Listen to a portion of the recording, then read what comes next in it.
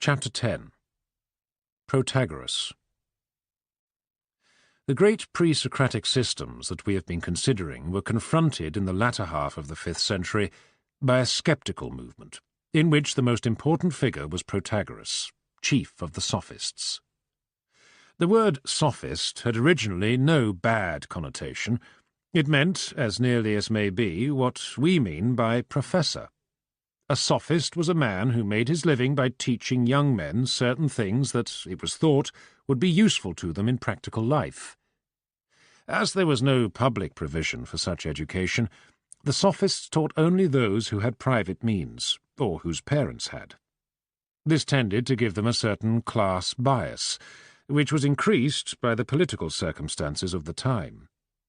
In Athens and many other cities, democracy was politically triumphant, but nothing had been done to diminish the wealth of those who belonged to the old aristocratic families. It was, in the main, the rich who embodied what appears to us as Hellenic culture. They had education and leisure. Travel had taken the edge off their traditional prejudices, and the time that they spent in discussion sharpened their wits. What was called democracy did not touch the institution of slavery, which enabled the rich to enjoy their wealth without oppressing free citizens. In many cities, however, and especially in Athens, the poorer citizens had towards the rich a double hostility, that of envy and that of traditionalism. The rich were supposed, often with justice, to be impious and immoral. They were subverting ancient beliefs and probably trying to destroy democracy. It thus happened that political democracy was associated with cultural conservatism, while those who were cultural innovators tended to be political reactionaries. Somewhat the same situation exists in modern America, where Tammany, as a mainly Catholic organization, is engaged in defending traditional theological and ethical dogmas against the assaults of enlightenment.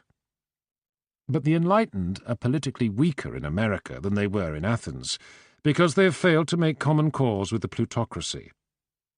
There is, however, one important and highly intellectual class which is concerned with the defence of the plutocracy, namely the class of corporation lawyers. In some respects, their functions are similar to those that were performed in Athens by the sophists. Athenian democracy, though it had the grave limitation of not including slaves or women, was in some respects more democratic than any modern system. Judges and most executive officers were chosen by lot and served for short periods. They were thus average citizens, like our jurymen, with the prejudices and lack of professionalism characteristic of average citizens. In general, there were a large number of judges to hear each case. The plaintiff and defendant, or prosecutor and accused, appeared in person, not through professional lawyers. Naturally, success or failure depended largely on oratorical skill in appealing to popular prejudices. Although a man had to deliver his own speech, he could hire an expert to write the speech for him, or, as many preferred, he could pay for instruction in the arts required for success in the law courts. These arts the sophists were supposed to teach. The age of Pericles is analogous in Athenian history to the Victorian age in the history of England. Athens was rich and powerful, not much troubled by wars, and possessed of a democratic constitution administered by aristocrats. As we have seen in connection with Anaxagoras, a democratic opposition to Pericles gradually gathered strength and attacked his friends one by one. The Peloponnesian War broke out in 431 BC. Athens, in common with many other places, was ravaged by the plague. The population, which had been about 230,000, was greatly reduced and never rose again to its former level. Pericles himself, in 430 BC, was deposed from the office of general and fined for misappropriation of public money by a court composed of 1,501 judges. His 2 sons died of the plague, and he himself died in the following year, 429. Phidias and Anaxagoras were condemned. Aspasia was prosecuted for impiety and for keeping a disorderly house, but acquitted. In such a community, it was natural that men who were likely to incur the hostility of democratic politicians should wish to acquire forensic skill. For Athens, though much addicted to persecution, was in one respect less illiberal than modern America, since those accused of impiety and corrupting the young were allowed to plead in their own defence. This explains the popularity of the Sophists with one class, and their unpopularity with another. But in their own minds they served more impersonal purposes, and it's clear that many of them were genuinely concerned with philosophy. Plato devoted himself to caricaturing and vilifying them, but they must not be judged by his polemics. In his lighter vein, take the following passage from Euthydemus, in which two sophists, Dionysiodorus and Euthydemus, set to work to puzzle a simple-minded person named Chrysippus. Dionysiodorus begins, "You say that you have a dog?" "Yes, a villain of a one," said Chrysippus. "And he has puppies?" "Yes, and they're very like himself." "And the dog is the father of them?" "Yes," he said. "I certainly saw him and the mother of the puppies come together." "And is he not yours?" "To be sure he is." "Then he is a father, and he is yours. Ergo, he is your father, and the puppies are your brothers." In a more serious vein, take the dialogue called The Sophist. This is a logical discussion of definition, which uses the sophist as an illustration. With its logic we are not at present concerned. The only thing I wish to mention at the moment as regards this dialogue is the final conclusion. "He, then, who traces the pedigree of his, the sophist's art, as follows, who, belonging to the conscious or dissembling section of the art of causing self-contradiction, is an imitator of appearance, and is separated from the class of fantastic, which is a branch of image-making, into that further division of creation, the juggling of words, a creation human and not divine, anyone who affirms the real sophist to be of this blood and lineage will say the very truth." There is a story about Protagoras, no doubt apocryphal, which illustrates the connection of the sophists with the law courts in the popular mind. It's said that he taught a young man on the terms that he should be paid his fee if the young man won his first lawsuit, but not otherwise, and that the young man's first lawsuit was one brought by Protagoras for recovery of his fee. However, it's time to leave these preliminaries and see what is really known about Protagoras. Protagoras was born about 500 BC at Abdera, the city from which Democritus came. He twice visited Athens, his second visit being not later than 432 BC. He made a code of laws for the city of Thurii in 444 to 443 BC. There is a tradition that he was prosecuted for impiety, but this seems to be untrue, in spite of the fact that he wrote a book on the gods, which began, "With regard to the gods, I cannot feel sure either that they are or that they are not, nor what they are like in figure. For there are many things that hinder sure knowledge, the obscurity of the subject and the shortness of human life." His second visit to Athens is described somewhat satirically in Plato's Protagoras, and his doctrines are discussed seriously in the Theaetetus. He is chiefly noted for his doctrine that man is the measure of all things, of things that they are, and of things that are not, that they are not. This is interpreted as meaning that each man is the measure of all things, and that when men differ, there is no objective truth in virtue of which one is right and the other wrong. The doctrine is essentially sceptical, and is presumably based on the deceitfulness of the senses. One of the three founders of pragmatism, F.C.S. Schiller, was in the habit of calling himself a disciple of Protagoras. This was, I think, because Plato in the Theaetetus suggests as an interpretation of Protagoras that one opinion can be better than another, though it cannot be truer. For example, when a man has jaundice, everything looks yellow. There is no sense in saying that things are really not yellow, but the colour they look to a man in health. We can say, however, that since health is better than sickness, the opinion of the man in health is better than that of the man who has jaundice. This point of view obviously is akin to pragmatism. The disbelief in objective truth makes the majority, for practical purposes, the arbiters as to what to believe. Hence Protagoras was led to a defence of law and convention and traditional morality. While, as we saw, he did not know whether the gods existed, he was sure they ought to be worshipped. This point of view is obviously the right one for a man whose theoretical scepticism is thoroughgoing and logical. Protagoras spent his adult life in a sort of perpetual lecture tour through the cities of Greece, teaching for a fee anyone who desired practical efficiency and higher mental culture. Plato objects, somewhat snobbishly according to modern notions, to the sophist's practice of charging money for instruction. Plato himself had adequate private means, and was unable apparently to realize the necessities of those who had not his good fortune. It's odd that modern professors, who see no reason to refuse a salary, have so frequently repeated Plato's strictures. There was, however, another point in which the sophists differed from most contemporary philosophers. It was usual, except among the sophists, for a teacher to found a school, which had some of the properties of a brotherhood. There was a greater or smaller amount of common life. There was often something analogous to a monastic rule, and there was usually an esoteric doctrine not proclaimed to the public. All this was natural wherever philosophy had arisen out of orphism. Among the sophists there was none of this. What they had to teach was not in their minds connected with religion or virtue. They taught the art of arguing, and as much knowledge as would help in this art.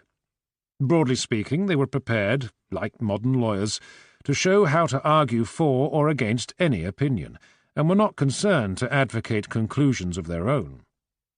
Those to whom philosophy was a way of life, closely bound up with religion, were naturally shocked.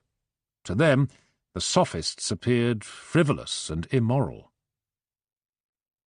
To some extent, though it's impossible to say how far, the odium which the sophists incurred, not only with the general public, but with Plato and subsequent philosophers, was due to their intellectual merit.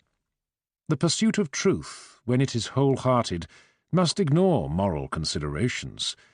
We cannot know in advance that the truth will turn out to be what is thought edifying in a given society. The sophists were prepared to follow an argument wherever it might lead them. Often it led them to skepticism. One of them, Gorgias, maintained that nothing exists, that if anything exists it is unknowable, and granting it even to exist and to be knowable by any one man, he could never communicate it to others.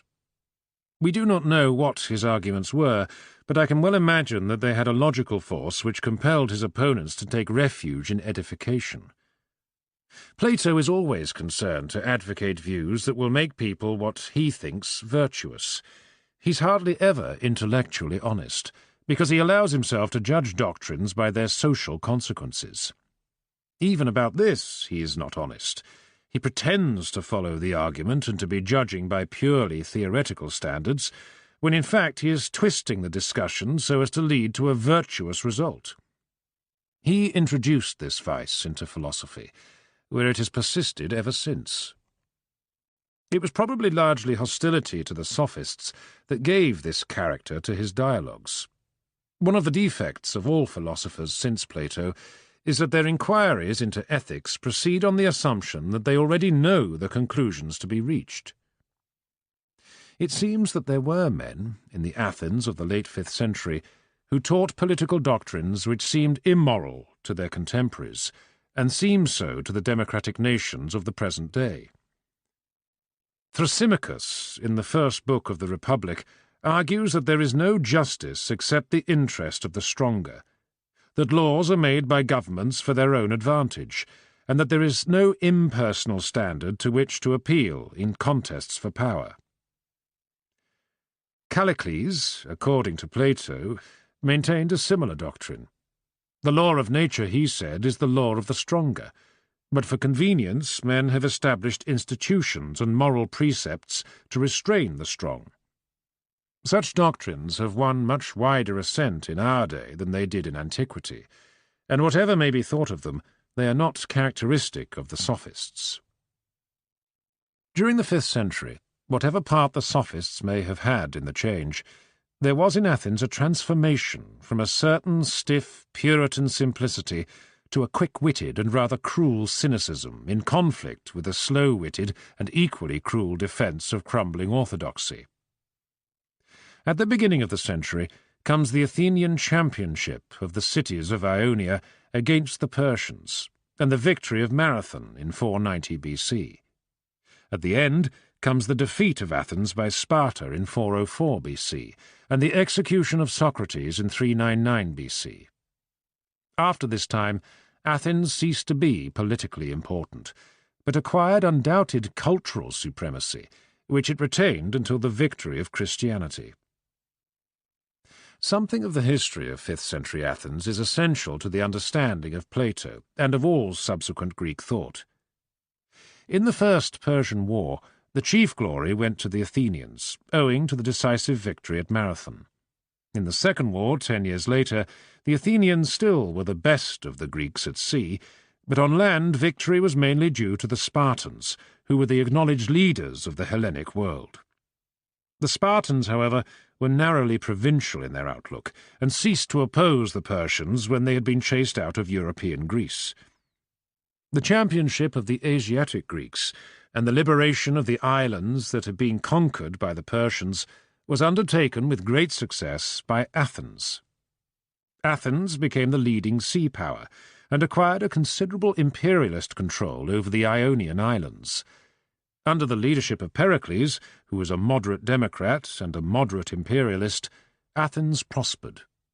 The great temples, whose ruins are still the glory of Athens, were built by his initiative to replace those destroyed by Xerxes. The city increased very rapidly in wealth and also in culture, and, as invariably happens at such times, particularly when wealth is due to foreign commerce, traditional morality and traditional beliefs decayed. There was at this time in Athens an extraordinarily large number of men of genius. The three great dramatists, Aeschylus, Sophocles, and Euripides, all belonged to the 5th century. Aeschylus fought at Marathon and saw the Battle of Salamis. Sophocles was still religiously orthodox, but Euripides was influenced by Protagoras and by the free-thinking spirit of the time, and his treatment of the myths is sceptical and subversive. Aristophanes, the comic poet, made fun of Socrates, sophists, and philosophers, but nevertheless belonged to their circle. In the Symposium, Plato represents him as on very friendly terms with Socrates. Phidias, the sculptor, as we have seen, belonged to the circle of Pericles. The excellence of Athens at this period was artistic rather than intellectual. None of the great mathematicians or philosophers of the 5th century were Athenians, with the exception of Socrates, and Socrates was not a writer, but a man who confined himself to oral discussion. The outbreak of the Peloponnesian War in 431 BC and the death of Pericles in 429 BC introduced a darker period in Athenian history. The Athenians were superior at sea, but the Spartans had supremacy on land, and repeatedly occupied Attica, except Athens, during the summer. The result was that Athens was overcrowded, and suffered severely from the plague. In 414 BC, the Athenians sent a large expedition to Sicily, in the hope of capturing Syracuse, which was allied with Sparta, but the attempt was a failure. War made the Athenians fierce and persecuting. In 416 BC, they conquered the island of Melos, put to death all men of military age, and enslaved the other inhabitants. The Trojan women of Euripides is a protest against such barbarism. The conflict had an ideological aspect, since Sparta was the champion of oligarchy and Athens of democracy. The Athenians had reason to suspect some of their own aristocrats of treachery, which was generally thought to have had a part in the final naval defeat at the Battle of Aegospotami in 405 BC. At the end of the war, the Spartans established in Athens an oligarchical government, known as the 30 Tyrants. Some of the 30, including Critias, their chief, had been pupils of Socrates. They were deservedly unpopular and were overthrown within a year. With the compliance of Sparta, democracy was restored, but it was an embittered democracy, precluded by an amnesty from direct vengeance against its internal enemies, but glad of any pretext not covered by the amnesty for prosecuting them. It was in this atmosphere that the trial and death of Socrates took place in 399 BC.